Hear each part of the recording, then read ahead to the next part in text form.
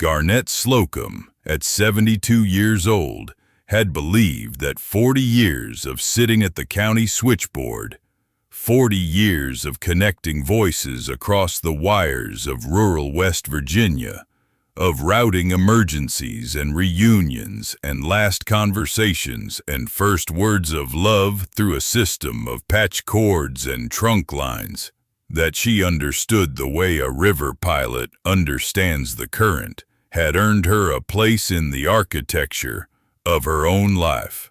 She had given 44 years to her husband, Dutch, a river pilot on the Ohio who navigated coal barges and stern-wheelers through fog so thick the shoreline disappeared. A big, weathered man who knew every bend, every sandbar, every sunken wreck on 200 miles of river, the way Garnett knew every circuit on her board. Then Dutch's heart had given out on a cold February morning 10 months before this story opens, and before the dogwoods bloomed along the river bottoms that spring. His younger brother Virgil had already called a lawyer about the will. Garnett wasn't just overlooked, she was dismissed, as if 4 decades of partnership and a lifetime of quiet devotion could be weighed against a riverside lot and found worthless. While Virgil Slocum and his wife Tammy measured the cabin and the dock and calculated what a marina developer might pay for Dutch's riverside property, Garnett received the deed to the condemned 1919 Wheelhouse, the original pilot house, salvaged from a decommissioned stern-wheeler called the River Queen, sitting on rusted cinder blocks on a half-acre lot by the river. A wheelhouse? Virgil had said at the reading of the will, his voice carrying the blunt contempt of a man who measured the world in loads of coal and acres of riverfront. That ain't even a house, it's a box on blocks. Dutch always was sentimental about junk. But what Virgil and Tammy didn't know, what they were too busy counting Dutch's savings and pricing his dock to understand, was that inside that condemned wheelhouse, bolted to the floor beneath the original ship's wheel, a heavy brass-bound sea chest held 44 years of secrets that Dutch Slocum had been compiling since the first day he took the wheel of a towboat on the Ohio River. Inside that chest lay hand-drawn navigation charts documenting the exact coordinates of 23 sunken 19th-century steamboat wrecks, federal salvage claims filed on every one of them, and authenticated artifacts worth $3.4 million. And the half-acre lot that Virgil had laughed at held a perpetual river access easement dating to 1919, the only legal access point to the river for 2 miles in either direction, meaning Virgil's property, the marina developer's plan, and every dock on that stretch of the Ohio all depended on crossing Garnett's land. Dutch had been preparing for this exact moment for decades, waiting for the day when the woman who had connected 10,000 calls would trace the most important connection of her life. If you've ever felt the world dismiss you because of your age, if you've been handed what everyone else called worthless and told to be grateful for the scraps, if you've stood alone after losing the person who mattered most, and wondered whether anyone would ever see what you were truly worth, this story is for you. Subscribe now and hit that bell, because what Garnett Slocum found when she pried open the captain's locker inside a condemned wheelhouse will make you believe that love never loses its signal, even after the line goes quiet. Welcome to the last chapter. The will was read in the office of Harlan Reese, an estate attorney in Point Pleasant, West Virginia, on a Tuesday morning in late October, 10 months after Dutch's funeral. The room smelled of old carpet and the chemical sweetness of a plug-in air freshener that couldn't quite mask the damp that crept into every building along the river during autumn. A fluorescent light above the conference table buzzed with a frequency that Garnett, after 40 years of listening to electrical hum on the switchboard, identified immediately as a failing ballast. Garnett sat on one side of the table in her heavy charcoal wool peacoat over a cream cable knit sweater and dark navy wool trousers, her sturdy brown leather lace-up boots flat on the carpet, her brown leather suitcase with its brass clasps resting beside her chair. Dutch's tarnished brass compass hung on a chain around her neck, the compass he had carried for 44 years on the river, the compass he had pressed into her palm on the last morning she saw him awake, saying only, "Keep this close, Garnett. You'll need it to find your way." Her hands lay folded on the table, the quick, precise hands that had connected 10,000 calls, and they were still now, but not passive. They were waiting the way a switchboard operator's hands wait between calls. Ready, alert, positioned. Virgil sat across from her, his faded green trucker cap pulled low over his weathered face, gray stubble darkening his jaw, his worn brown canvas work jacket open over a flannel shirt. His scuffed work boots were planted wide under the table, and his thick arms were crossed over his chest in the posture of a man who had already decided how this meeting would end. Tammy sat beside him, her quilted tan vest zipped to her chin, a lit cigarette between her fingers despite the no smoking sign on the wall, her dyed auburn hair showing gray at the roots like a lie that was tired of being maintained. What Garnett didn't realize yet was that Dutch had arranged every element of this scene, the will, the insult, the dismissal, with the same patient precision he had applied to navigating the Ohio River for 44 years. Reading the water ahead while everyone else stared at the wake behind. Harlan Reese read the will in a careful, measured voice. The riverside property, the cabin, the dock, Dutch's flat-bottom boat, and the savings account containing $68,000 passed to Virgil Slocum. Dutch had written a note in the margin of the will explaining the bequest. "Virgil is my brother. He worked the coal trucks for 30 years and never saved a dime. He needs the property more than Garnett does." Garnett received the deed to the condemned 1919 Wheelhouse on the half-acre lot downriver. Dutch's personal effects, his clothing, his books, his river gear, and the brass compass she already wore around her neck. Virgil unfolded his arms and leaned back in his chair with the satisfaction of a man who had been dealt the cards he expected. "Well," he said, "Dutch did right by family." He looked at Garnett with an expression that didn't bother pretending to be sympathetic. "You got the wheelhouse, Garnett. I suppose you could fix it up, sell the lumber. Might get a couple hundred for the scrap brass and those portholes." Tammy exhaled smoke toward the ceiling and tapped her cigarette on the edge of a paper coffee cup. "We already talked to Dale Honeycutt about the marina," she said, not addressing Garnett directly, but speaking to the room as though Garnett were furniture. "Dale's offering $280 for the riverside lot. That's the cabin, the dock, water rights, everything. We close by December. We can have the deposit on the new place in Huntington before Christmas." "280,000, Virgil said, and the number hung in the air with the particular weight of money that belongs to someone who did nothing to earn it. Garnett looked at Harlan Reese. The attorney met her gaze, and something in his expression, a steadiness, a patience, the deliberate neutrality of a man who knew more than the will allowed him to say, made her pause. But he said nothing beyond the formalities.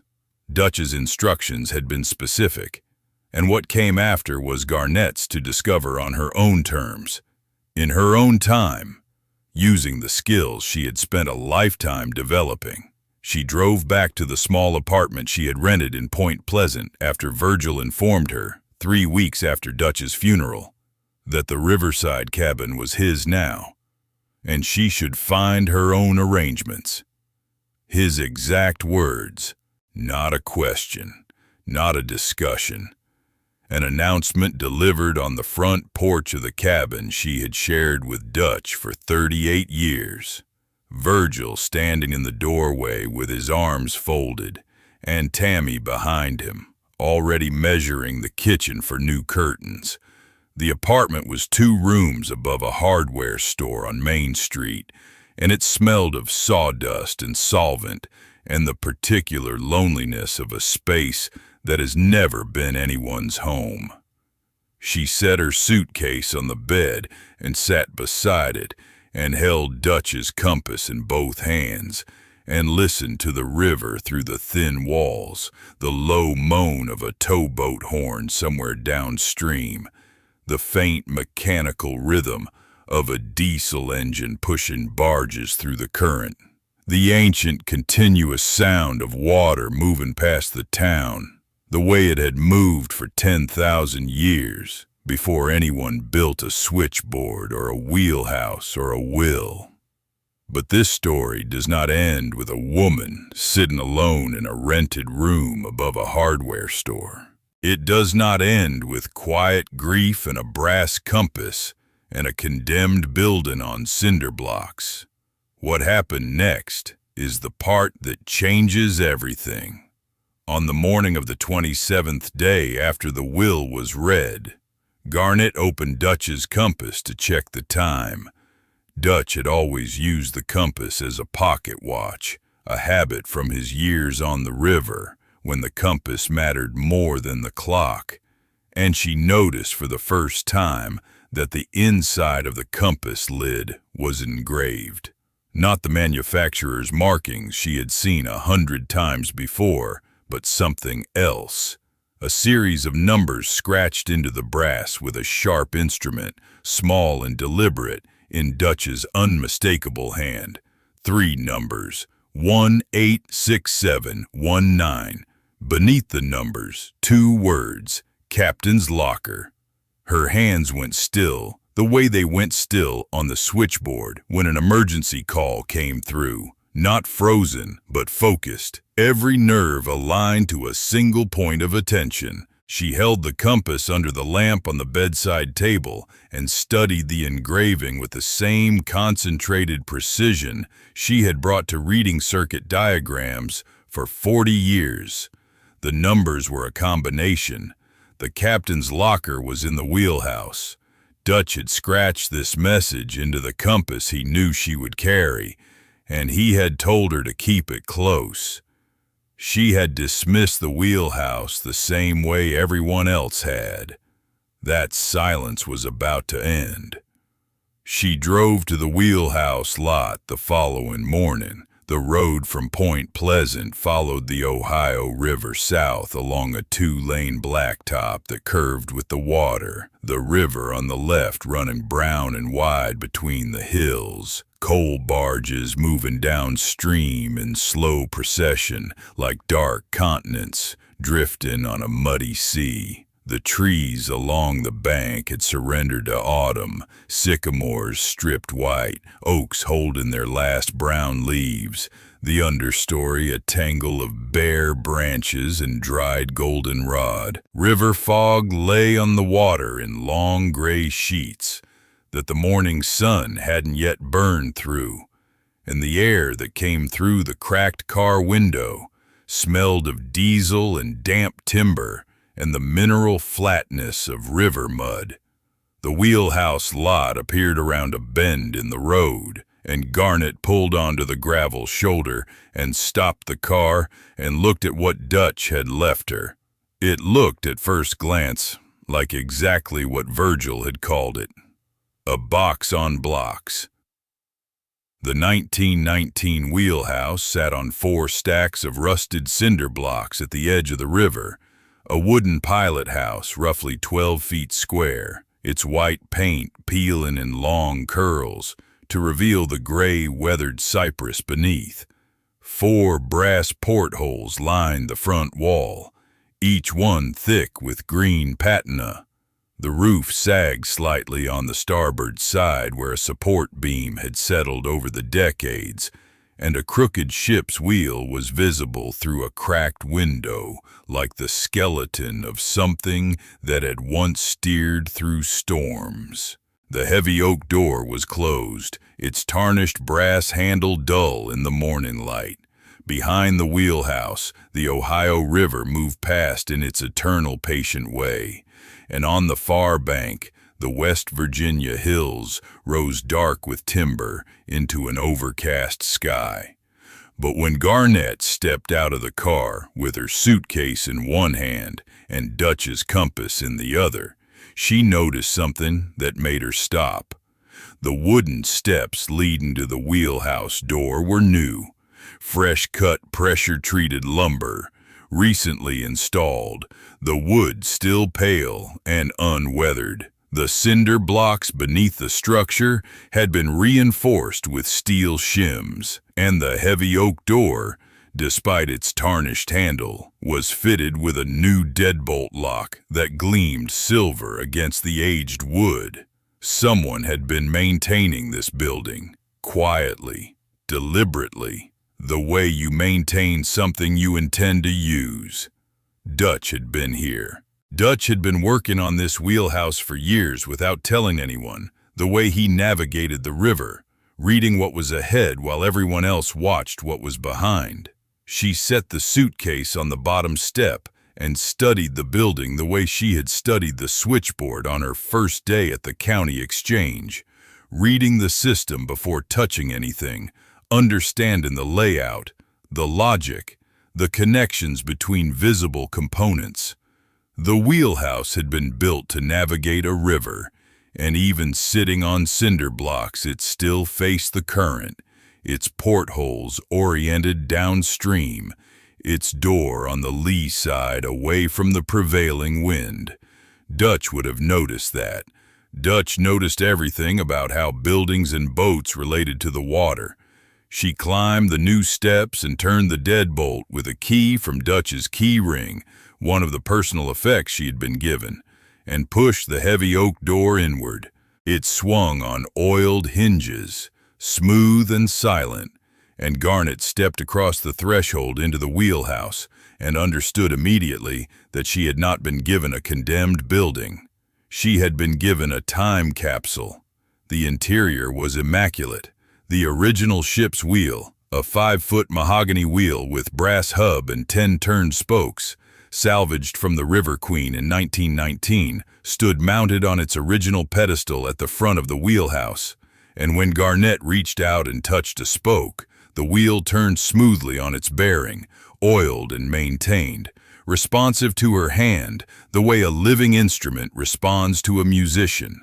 The 4 brass portholes had been polished from the inside until they gleamed like gold coins set into the wooden walls, each one casting a warm circular reflection on the opposite wall. Navigation charts were pinned to every surface. River charts, NOAA maps, hand-drawn diagrams of the Ohio from Pittsburgh to Cairo, each one annotated in Dutch's handwriting in grease pencil, the same precise angular script he had used to log his position reports for 44 years. The floor was clean, the wood swept and oiled. A kerosene lantern hung from a brass hook near the door, its glass chimney spotless. A small cast-iron wood stove sat in the corner with a stack of seasoned oak beside it, ready to light. And there, bolted to the floor beneath the forward window, was the captain's locker. It was a heavy brass-bound sea chest, roughly 3 feet long and 2 feet wide, made of thick oak planks reinforced with brass strapping and corner plates green with age. The lid was secured with a brass combination lock, 3 numbered wheels set into a hasp plate that bore the manufacturer's mark of a Cincinnati hardware company that had been out of business since 1920. The chest was bolted to the floor with 4 heavy lag screws, anchored permanently, intended to stay exactly where Dutch had placed it. Garnett knelt beside the chest and felt the brass fittings with her fingertips, reading the construction the way she had once read the topology of her switchboard, tracing connections, testing contacts, understanding how the pieces linked together. The combination lock had 3 wheels. The numbers engraved inside Dutch's compass were 1867-19. She held the compass open in her left palm and studied the numbers, and something about the sequence resonated with the pattern-reading instinct she had developed over 40 years of routing calls through a system of circuits and trunks and tie lines. But she did not open the chest. Not yet. She knelt there on the clean, oiled floor with the compass in one hand and the other hand resting on the cold brass of the lock, and she let the moment hold. The river moved past outside the portholes, brown and steady. A towboat horn sounded somewhere upstream, the low two-tone blast that meant a vessel approaching a blind bend, a sound Dutch had made 10,000 times in 44 years of piloting. The wheelhouse smelled of brass polish and old wood and the faint sweetness of kerosene, and beneath those scents, the permanent underlayer of river, the mineral, vegetable, ancient smell of moving water that had been the atmosphere of Dutch's life and was now the atmosphere of whatever he had left for her to find. She thought about what Dutch had always said about the river. The current does the work, Garnett. The pilot just reads the water and makes the connections. She had spent her life making connections. Every call she routed was a connection. Every circuit she traced was a connection. Every voice she linked across the county wires was a connection that wouldn't have existed without her hands and her attention and her ability to read the system and understand where the signals needed to go. The numbers on the compass weren't random. She could feel the pattern the way she felt patterns on the switchboard. The hum that preceded a trunk line opening, the slight delay that told her a relay was about to engage.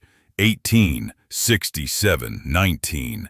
The Evening Star sank in 1867, the Wheelhouse was salvaged in 1919, and 18, the number of years Dutch had worked the river before he found his first wreck. She didn't know that last detail yet, but she would, because the numbers were Dutch's way of telling her that everything in this chest was connected, that the combination itself was a map of the story she was about to read.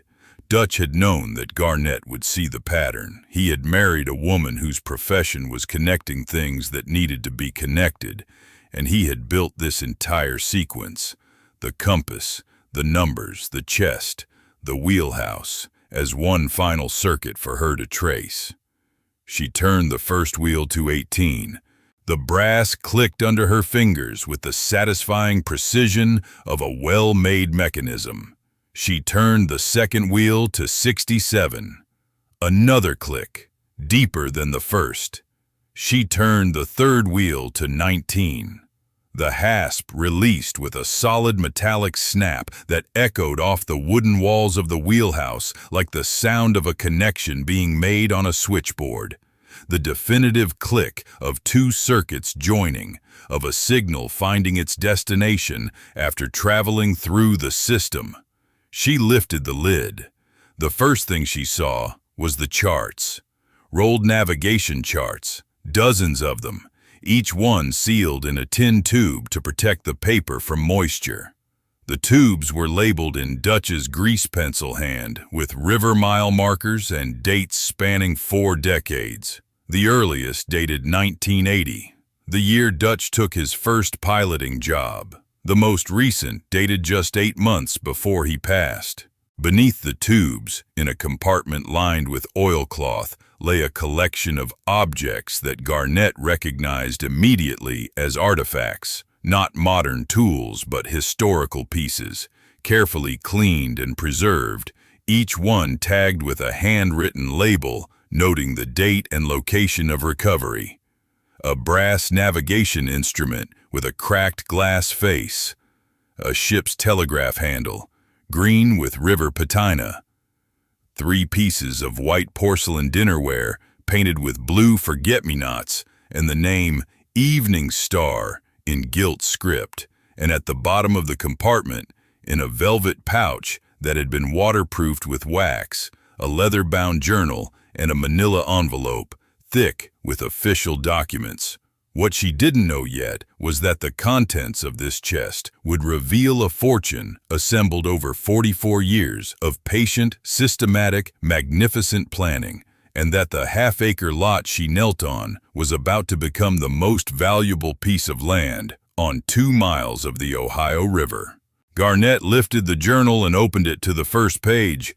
The entry was dated March 14, 1980, and it read, "Mile marker 261.4, Ohio River South Bank. Wreck of the steamboat Evening Star, sunk 1867 in a boiler explosion. Located hull timbers at 12 feet depth during low water. Recovered 3 porcelain plates from the debris field. Filed preliminary salvage claim with the Army Corps of Engineers. Reference number A, CE-OH-1980-0314. The handwriting was Dutch's, the same precise angular script she had seen on his logbooks and grocery lists and the love notes he had tucked into her lunch bag every morning for 44 years. Each letter formed with the deliberate clarity of a man who understood that the things you write down outlast the things you say. She turned the pages, entry after entry, year after year, wreck after wreck. Dutch had spent 44 years mapping the Ohio River bottom the way a surveyor maps the surface, systematically, methodically, with the patient thoroughness of a man who understood that the river gives up its secrets slowly and only to those who pay attention over decades, not days. He had documented 23 sunken steamboat wrecks between Pittsburgh and Huntington, each one charted with GPS coordinates, depth measurements, current conditions, and detailed descriptions of recovered artifacts. He had filed federal salvage rights on every wreck through the Army Corps of Engineers. He had cataloged and preserved every artifact he recovered. Garnett sat back on her heels and held the journal against her chest and breathed. The magnitude of what Dutch had done was settling over her the way fog settles on the river. Slowly, completely, changing the shape of everything it touches. 44 years of work, 23 wrecks, federal salvage claims, a brass-bound chest full of authenticated artifacts, and a journal that documented the entire operation with the precision of a man who had spent his life keeping detailed logs because on the river, the log is the law. She needed help. She needed someone who understood property records and someone who understood maritime artifacts and someone who understood the river. She needed to trace this circuit to its end. She called Patsy Malone first. Patsy had been Garnett's neighbor for 32 years, a retired librarian who had spent 4 decades running the research desk at the Mason County Public Library, with the methodical persistence of a woman who believed that every question had an answer if you knew which shelf to check. Patsy was 70 now, her short, white, curly hair framing kind brown eyes behind round tortoiseshell glasses. And when Garnett described the salvage rights filings over the phone, Patsy went quiet for a long moment, the particular silence of a researcher who has just been presented with a problem worth solving. "Garnett," Patsy said, her voice careful and precise. "Federal salvage claims are filed with the Army Corps of Engineers and recorded at the county courthouse. If Dutch filed claims on 23 wrecks over 44 years, there will be a paper trail from here to Washington. Give me 2 days at the courthouse and I'll pull every filing he ever made." "Patsy, I don't even know what these claims are worth. I don't know if they're still valid. Salvage rights don't expire, Garnett.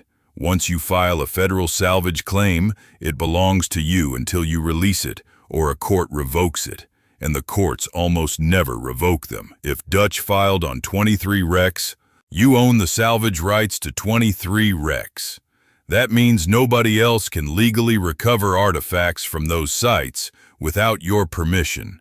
And if the artifacts he already recovered are authenticated by a qualified expert, the claims become exponentially more valuable because they establish the wreck locations and prove the sites contain recoverable historical material.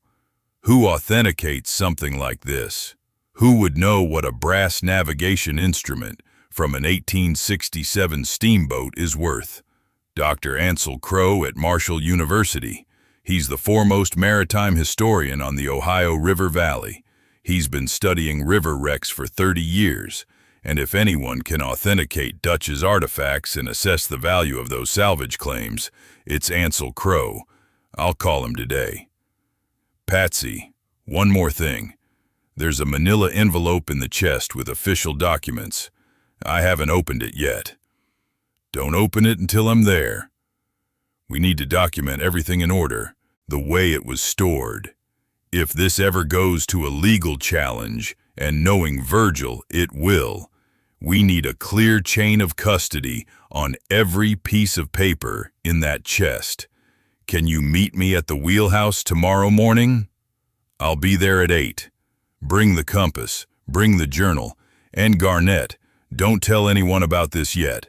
Not Virgil, not Tammy, not anyone. The less they know about what's in that wheelhouse, the more time we have to build a complete picture before they try to interfere. Garnett hung up the phone and sat in the wheelhouse listening to the river and the wind and the creak of old wood settling on its foundation, and she realized that for the first time in 10 months, she was not grieving, she was working. She was tracing a circuit that Dutch had laid out for her, and her hands were steady, and her mind was clear, and the signal was strong. Patsy spent 2 days at the Mason County Courthouse pulling records. She arrived at the Wheelhouse on the 3rd morning with a canvas tote bag full of photocopied documents, her round tortoiseshell glasses pushed up on her forehead, her expression carrying the particular satisfaction of a librarian who has located a collection nobody else knew existed. 23 claims, Patsy said, spreading the documents across the floor of the Wheelhouse beside the open captain's locker. Every single one filed correctly, notarized, recorded with the Army Corps of Engineers, and cross-referenced at the county level. Dutch filed the first one in 1980 and the last one 14 months ago. He was filing claims right up until the end, Garnett. He never stopped working the river. And they're all valid? Everyone. I had the county clerk verify the filings against the federal database, and all 23 are active and in good standing. The claims are attached to Dutch's estate, which means they pass to you through the will. The will specifically bequeaths all of Dutch's personal effects and professional records, and the salvage claims are professional records filed under his piloting license. Virgil got the cabin and the savings. You got the compass, the wheelhouse, and 44 years of federal salvage rights worth more than anything on that riverside lot. That silence between them lasted a long moment, and in it, Garnett heard the river outside the portholes and the distant horn of a towboat and the creak of the wheelhouse settling on its cinder blocks. And she understood that Dutch had divided his estate the way he divided the river, giving Virgil the surface, the part you could see and touch and sell, and giving Garnett the depths, the part that required patience and knowledge and a lifetime of careful attention to find. Dr. Ansel Crowe arrived 2 days later. He was tall and lean, 61, with a salt and pepper beard trimmed close and wire-rimmed glasses, wearing his brown corduroy blazer over a chambray shirt and carrying his worn leather messenger bag. When he stepped into the wheelhouse and saw the captain's locker standing open with Dutch's artifacts arranged on the oilcloth, beside 44 years of navigation charts. He stopped in the doorway and removed his glasses and cleaned them on his shirt and put them back on, which Garnett recognized as the gesture of a man who wanted to make absolutely certain he was seeing what he thought he was seeing. "Mrs. Slocum, Doctor," Crow said, kneeling beside the artifacts with the careful reverence of a man handling something irreplaceable. "I knew your husband? Not well. We met twice at River Heritage conferences, and he corresponded with me by letter for several years about steamboat wreck locations on the upper Ohio. He never told me the full extent of what he had found. He only shared enough to establish his credibility. And I can tell you that even those preliminary conversations convinced me that Dutch Slocum knew the Ohio River bottom better than any living person. Can you authenticate the artifacts, Dr. Crow? The porcelain is from the Evening Star. I can confirm that immediately. The forget-me-not pattern and the gilt name are consistent with the tableware inventory from the Evening Star's last manifest, which is held in the Cincinnati Historical Society archive. The ship's telegraph is consistent with Lunkenheimer Company manufacturing from the 1870s. The navigation instrument appears to be a Stackpole and Brother River compass from the 1860s, which would make it extremely rare.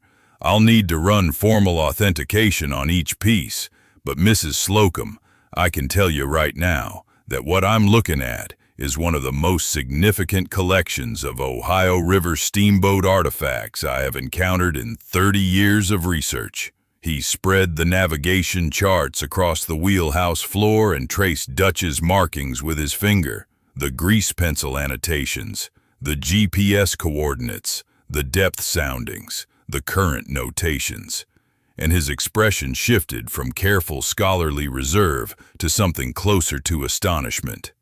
23 wrecks, he said quietly. Mrs. Slocum, the Army Corps of Engineers has confirmed the locations of approximately 40 known steamboat wrecks on the Ohio River between Pittsburgh and Cairo.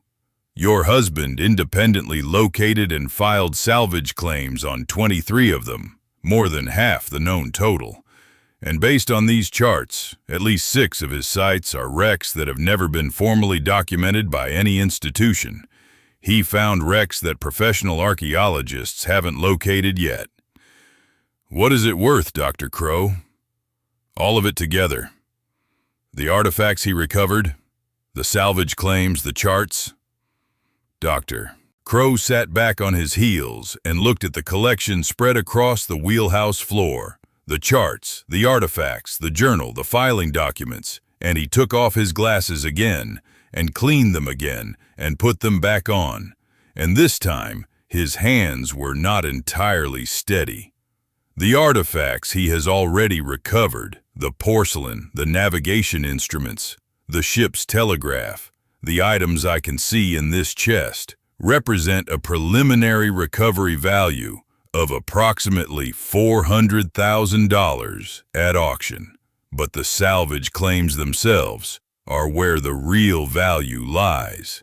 Each claim gives you exclusive legal right to recover artifacts from a documented wreck site. Based on the historical records of what these steamboats carried, cargo manifests, passenger lists, insurance claims, the potential recovery value of 23 wreck sites is conservatively $3.4 million. That includes documented gold coins from the captain's safe of the Evening Star, which sank carrying a payroll shipment for a coal mining operation in 1867. $3.4 million, Garnett said. She pressed her palm against the brass fitting of the captain's locker and felt the cold metal against her skin, and the number settled into her understanding, the way a new frequency settles into a switchboard. Not with shock, but with the recognition that every connection she had traced had led here, to this moment, to this figure, to the full scope of what Dutch had built across 44 years of patient, systematic, magnificent work. "Mrs. Slocum, there is one more thing I should tell you, Doctor," Crow said. "Your husband contacted me by letter 6 years ago. He described the collection in general terms and asked me to review the salvage filings for procedural compliance. I wrote back confirming that his filings were exemplary, better documented than most professional archaeological surveys." He wrote back once more. The final sentence of his letter said, "My wife will come to you when the time is right. She's the one who knows how to make the connections." I didn't understand what he meant until this morning. Garnett closed her eyes and felt the compass warm against her chest and heard Dutch's voice in those words. Not as a memory, but as a signal still traveling through the circuit he had built, arriving exactly when and where it was intended to arrive. She opened her eyes and looked at the navigation charts spread across the wheelhouse floor and understood that she was reading them the way she had read her switchboard for 40 years. Each line a connection, each coordinate a junction, each wreck site a destination that Dutch had mapped with the same precision she had used to route 10,000 calls to the right place at the right time. Then Patsy, who had been examining the property documents from the courthouse, looked up from a folder she had been reading in the corner of the wheelhouse, and her expression carried the particular intensity of a researcher who has found the final piece of a puzzle she didn't know she was solving. "Garnett," Patsy said, "there's something else. I pulled the original property records for this lot at the courthouse, and the deed includes a perpetual river access easement dating to 1919, the year the wheelhouse was placed here. This half-acre lot holds the only legal public access point to the Ohio River for 2 miles in either direction. Every property upstream and downstream, including Virgil's riverside lot, depends on this easement for legal river access. Without permission from the owner of this lot, no one on this stretch of the Ohio can legally launch a boat, build a dock, or access the river." Garnett looked at Patsy. Patsy looked back with the steady gaze of a woman who had spent 40 years finding answers that other people missed. "Virgil's marina deal," Garnett said, "depends entirely on river access that runs through your property. Dale Honeycutt can't build a marina without a legal access point to the river, and the only legal access point for 2 miles is right here, on your half-acre, under your wheelhouse, controlled by your easement." Garnett stood up and walked to the ship's wheel and rested both hands on the smooth mahogany spokes and looked out through the polished portholes at the Ohio River, moving past in its eternal brown current, and she understood the full scope of what Dutch had done. He had given Virgil the surface, the cabin, the dock, the savings, and he had given Garnett the depths and the access. The salvage claims that made the river bottom hers, the easement that made the river shore hers, the wheelhouse that connected one to the other, the central switchboard through which every circuit had to pass. She had spent her life connecting things. Dutch had spent his life reading the river, and together, across 44 years of marriage and 10 months of silence, they had built a circuit that nobody could interrupt. Then she noticed the paper pinned to the outside of the wheelhouse door, a notice she had walked past when she entered. She pulled the thumbtack and read it. It was a county notice of complaint, filed by Virgil Slocum, requesting that the wheelhouse be condemned and removed as a hazardous structure within 21 days. The filing date was 3 days ago. Virgil had been busy while she was discovering what the wheelhouse contained, and now the clock was running on a demolition order that would destroy everything Dutch had built. She called Bud Hennessy that afternoon. Bud was 74, a retired river pilot who had worked alongside Dutch for 30 years on the Ohio. A broad-shouldered man with a weathered bronze face and thick white hair, combed straight back and deep-set blue eyes. that had spent decades reading fog and current and the shape of water over hidden obstacles.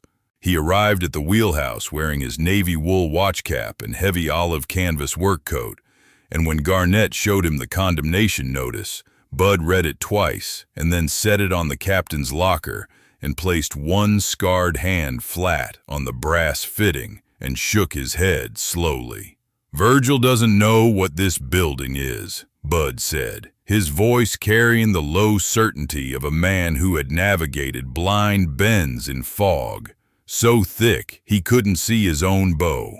"He never did. Dutch tried to take Virgil out on the river once, back in '84. Virgil lasted 2 hours before he got sick over the rail and demanded to go back. He never set foot on a boat again. He doesn't understand the river, he doesn't understand the Wheelhouse, and he sure as sunrise doesn't understand what Dutch built inside it."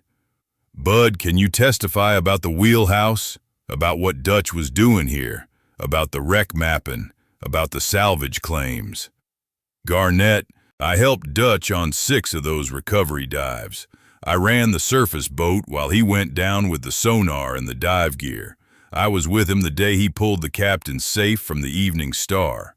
92 feet of cable and a hand winch. Took us 4 hours in November water, so cold your fingers stopped working after 10 minutes. Dutch went back down 3 times because the safe had shifted in the mud and the cable kept slipping. I told him to leave it. Come back in spring. He looked at me with those calm eyes and said, 'The river doesn't wait, Bud. The current moves things. If I don't get it now, I lose the position forever.' He was right. He was always right about the river." "And the easement? The river access easement on this lot?" "I've known about that easement for 40 years. Every river pilot on this stretch knows about it. This lot has been the public access point since 1919, and there's no other legal access for 2 miles. When Dale Honeycutt first started talking about building a marina on the riverside properties, I told Dutch, 'You know Honeycutt's going to need your lot for access.' And Dutch just smiled that quiet smile and said, 'He'll need Garnett's lot. I'm making sure of that.' That was 3 years ago, Garnett. 3 years before he passed, he was already planning this. Will you testify to that, Bud, in front of a judge if it comes to it?" "I'll testify in front of God and the Army Corps of Engineers and every county commissioner from here to Wheeling. Dutch Slocum was the finest river pilot I ever worked with, and the most honest man I ever knew. And if his brother thinks he can tear down this Wheelhouse and pave over 44 years of work with a marina parking lot, he's going to learn something about the river that Dutch tried to teach him 40 years ago. The current is always stronger than it looks, and it doesn't care how loud you yell at it." The condemnation notice changed everything. What had been a private discovery, a widow finding what her husband left her, was now a race against a deadline, 21 days. Virgil had filed the complaint without knowing what was inside the Wheelhouse, without knowing about the captain's locker or the salvage claims or the easement, but the result would be the same whether he knew or not.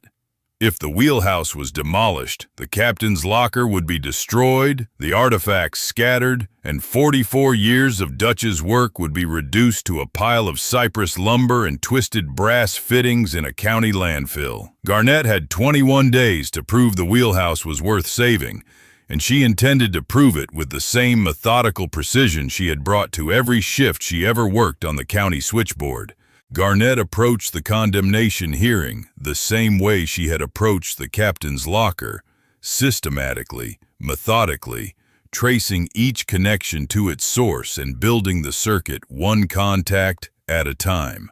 She had spent 40 years reading patterns on the switchboard, understanding how signals moved through a system, knowing which lines to connect and in what order to create a clear path through the noise. Now she applied that same skill to the legal and historical evidence Dutch had left her, and what she built was a case so precisely connected that every element reinforced every other element the way the circuits on her switchboard had reinforced each other. each line carrying signal, each connection completing a circuit, the whole system humming with the quiet efficiency of a network designed by someone who understood that the right connection at the right moment changes everything.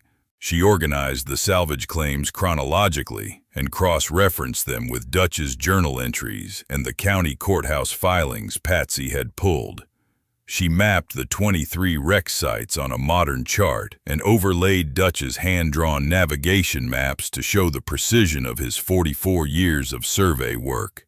She compiled Dr. Crow's authentication reports and Bud Hennessy's written testimony and the property records showing the 1919 river access easement, and she assembled it all in the same clear, sequential order she had used to route calls on the switchboard. Incoming signal, routing path, destination, confirmation. Every document led to the next. Every piece of evidence connected to the whole. The circuit was complete. The county hearing was held in the Mason County Courthouse on a Wednesday morning in November, 3 weeks after the condemnation notice was filed. The hearing room was small and warm, heated by cast iron radiators that ticked with expanding metal, and the windows looked out over the Ohio River, where the morning fog was just beginning to lift from the water. Virgil arrived with Tammy and a local attorney named Darnell Skaggs, who specialized in property disputes and who had, until this morning, believed the condemnation of the Wheelhouse was a formality, a simple matter of declaring a derelict structure on cinder blocks a public hazard and ordering its removal. Virgil sat in the front row with his trucker cap in his lap and his arms crossed and his jaw set with the stubborn certainty of a man who had never once considered the possibility that his brother's widow might know something he didn't. Garnett's attorney, a property lawyer from Charleston named Ruth Whedon, presented the evidence in the order Garnett had organized it. First, the structural assessment, a licensed engineer's report confirming that the Wheelhouse had been reinforced with new steps, steel shims, fresh lumber, and a functioning deadbolt, and that the structure was sound, maintained, and not in any condition that warranted condemnation. Second, the property records, the 1919 deed establishing the half-acre lot and the perpetual river access easement attached to it. Third, the salvage claims, 23 federal filings, authenticated by the Army Corps of Engineers, establishing Garnett Slocum as the legal holder of exclusive salvage rights to 23 documented steamboat wrecks on the Ohio River. Fourth, Dr. Crow's authentication of the artifacts and his appraisal of the total collection value at $3.4 million. Fifth, Bud Hennessy's written testimony confirming Dutch's decades of wreck mapping and the long-standing community knowledge of the river access easement. Virgil's face changed during the presentation, the way a river changes when the current shifts. Slowly at first, the surface features rearranging themselves as the force underneath moved in a direction he hadn't anticipated. The trucker cap in his lap twisted between his thick fingers, the stubborn set of his jaw loosened by degrees.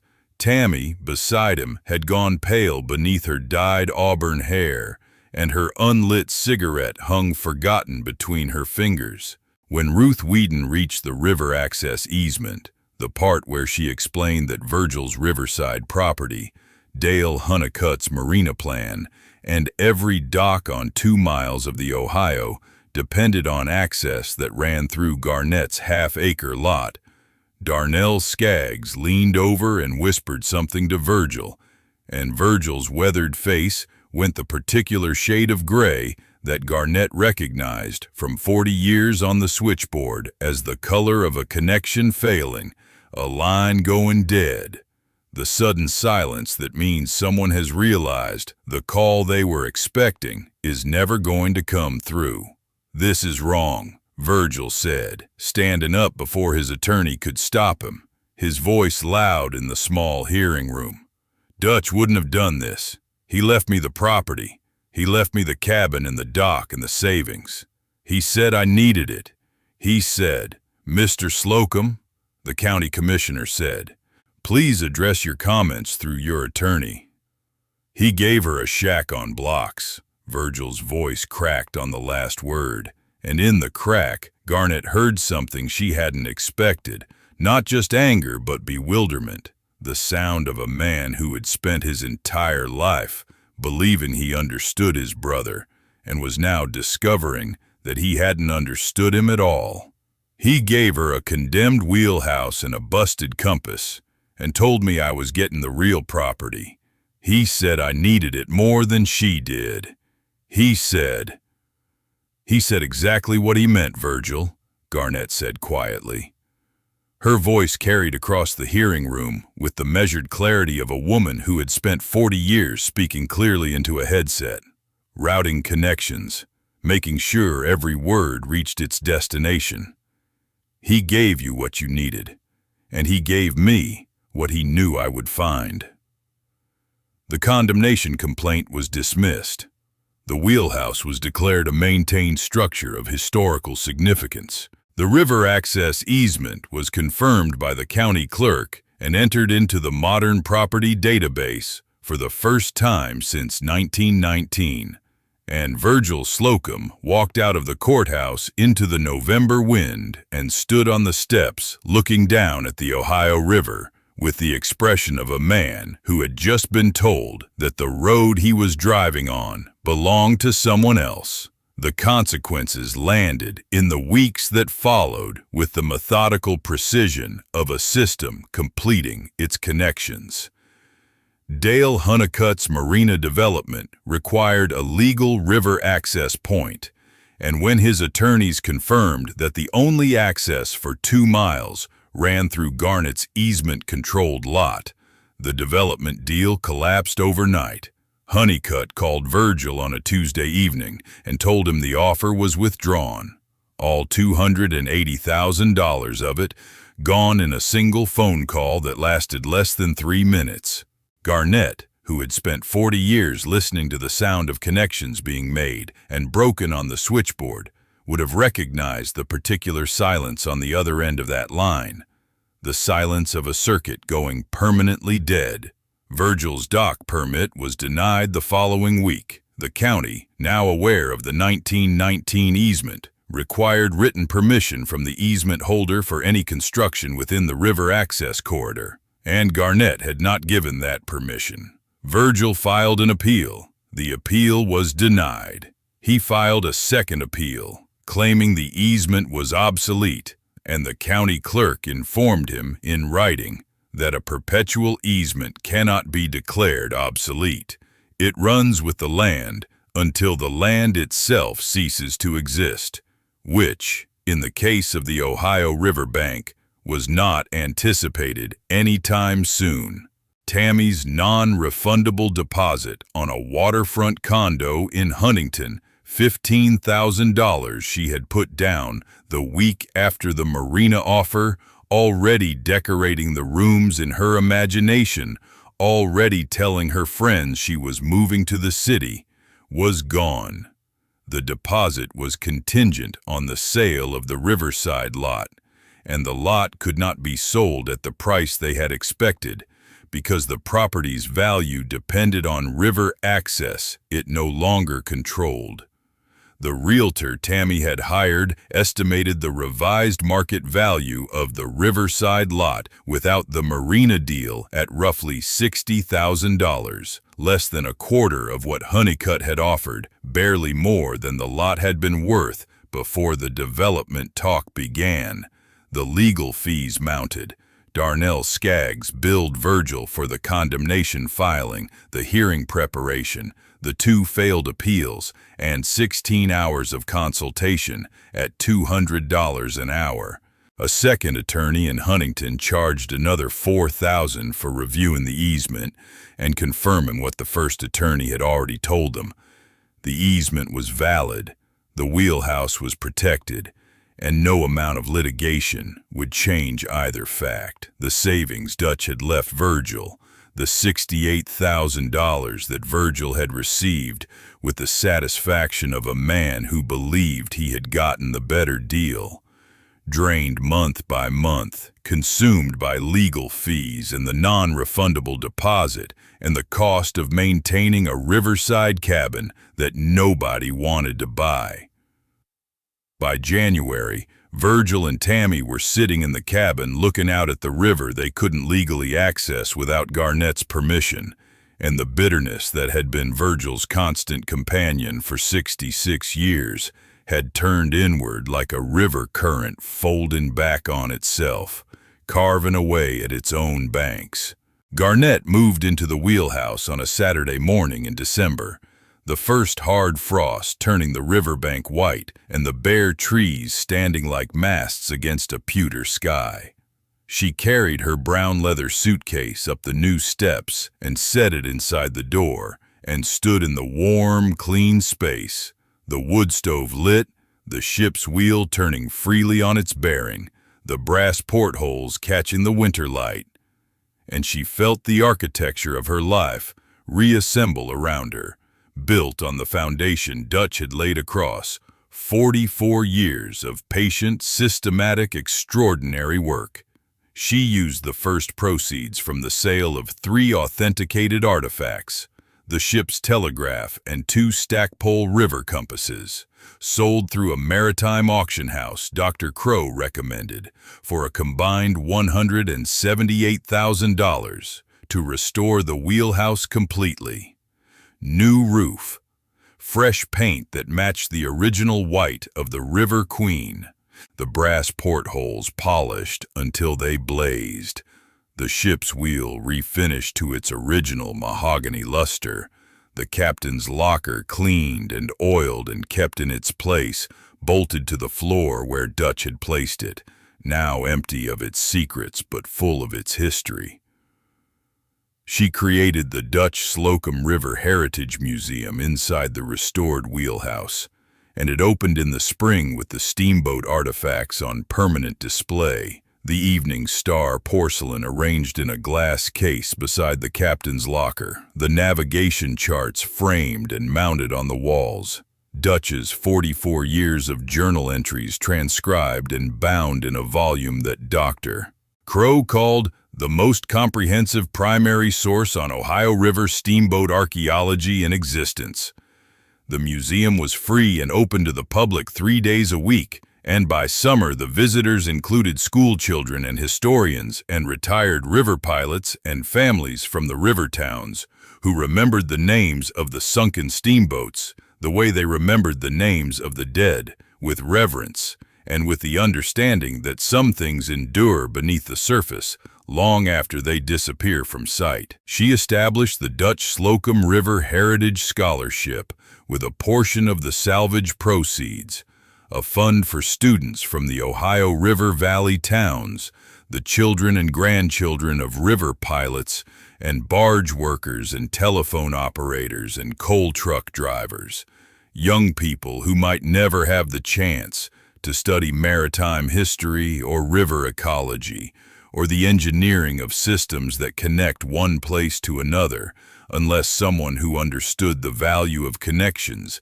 made it possible. The first scholarship was awarded in September to a 17-year-old from Gallipolis who wanted to study environmental science at Marshall University, and when Garnett handed the award to the young woman in a ceremony at the Wheelhouse, she thought about Dutch's hands on the ship's wheel, and her own hands on the switchboard, and all the connections they had made across 2 lifetimes of work, each one a line drawn between what was and what could be. And the river access easement she opened as a free public boat launch, maintained by the county, available to anyone, no fees, no restrictions, no permission required. The stretch of the Ohio that had been controlled by private property for a century was open again, the way Dutch had always believed it should be. The water belonging to everyone who needed it, the way the switchboard had belonged to everyone who needed to make a call. The Wheelhouse stands on its lot by the Ohio River, white paint bright against the autumn hills, brass portholes gleaming in the afternoon sun. the ship's wheel visible through windows that are no longer cracked but polished and clear. The fog still comes in the mornings, rolling off the water in gray sheets that soften the edges of everything they touch. The coal barges still pass on the current, their diesel engines rumbling the frequency of a world that runs on what moves beneath the surface. And inside the wheelhouse, where the captain's locker sits, bolted to the floor, and the navigation charts cover the walls, and the ship's wheel turns on its bearing as smoothly as the day it was built, Garnett Slocum stands with her hand on the mahogany spoke, and Dutch's compass warm against her chest, and the river stretching out before her, the way it has always stretched, wide and brown and patient, carrying everything it holds toward the place it was always meant to go. If you stayed with us through this entire journey, from a devastating dismissal to a condemned wheelhouse, from a tarnished compass to a captain's locker worth $3.4 million, from a brother's contempt to a husband's 44 years of quiet, systematic, extraordinary love, then you already understand what kind of person this story was made for. If Garnett's story touched something deep inside you, if you've ever been underestimated because of your age, if you've been handed what everyone else called junk and told to be grateful for the scraps, if you've discovered that what looked like a devastating ending was actually the first connection in a circuit that would change everything, then you understand why these stories matter. Leave just one word in the comments describing the exact moment when you realized you were worth so much more than anyone around you ever knew. One word. That is all it takes. Because Garnett's story proves that love builds its deepest foundations in the places nobody thinks to look. That patience is not weakness. It is navigation, practiced by those who understand that the strongest currents run beneath the surface, that you are never too old to open a locker, trace a circuit, and discover that the person who loved you most spent a lifetime making certain you would never be powerless, and that the people who truly love us do not just say so. They chart rivers and file claims and polish portholes and wait, with the absolute faith of a pilot who knows the current will carry the right person to the right place at the right time.